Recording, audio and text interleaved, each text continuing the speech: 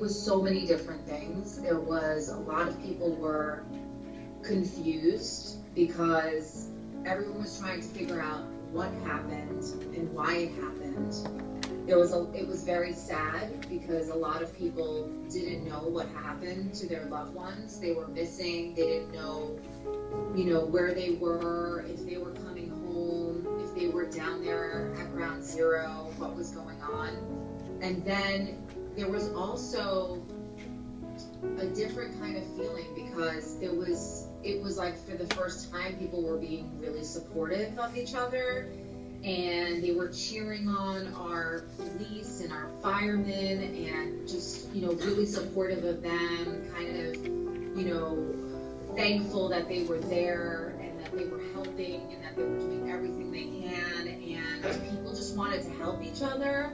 And there was this feeling of like, you just wanted to like hug a stranger because it was something that didn't just happen to you, it happened to everyone, to not just every New Yorker, but to all Americans. So there was a lot of different feelings going on. And there was also the feeling of, being afraid, what was coming? What did this mean?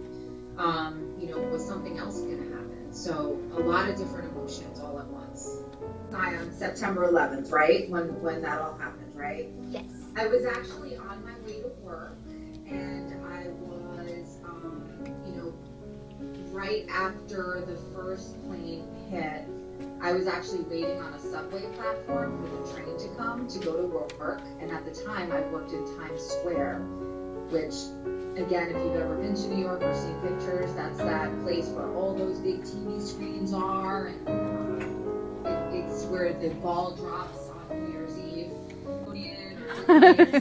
or MTV maybe. I don't know what grade you guys are in, but so I'm actually in New York City right now. I'm based in Rockefeller Plaza.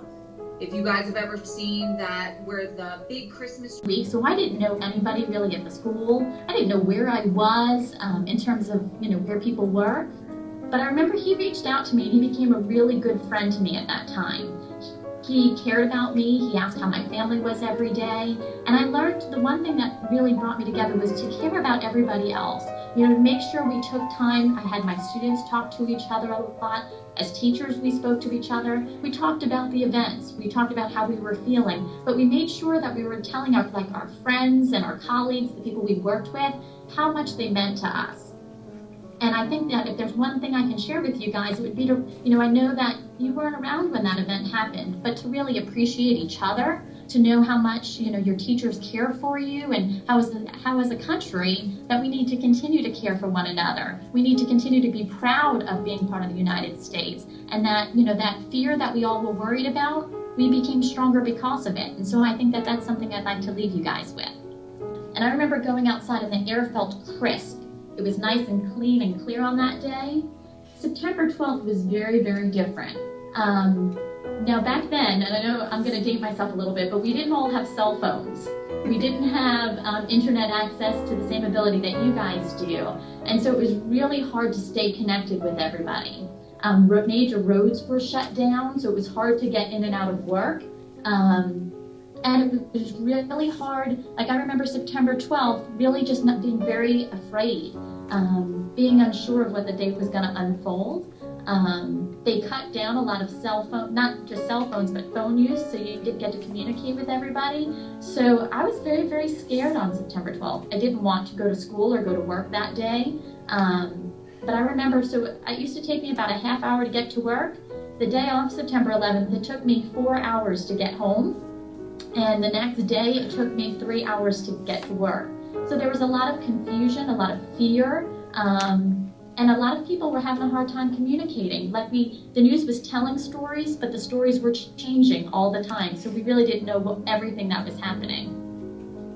The hallway, and shared with me that, and at that time, only one of the trade centers had been hit, so they had told me that one of the planes had gone into the first World Trade Center. Moved quickly, was ready to fly on my own. You grew to love me, baby.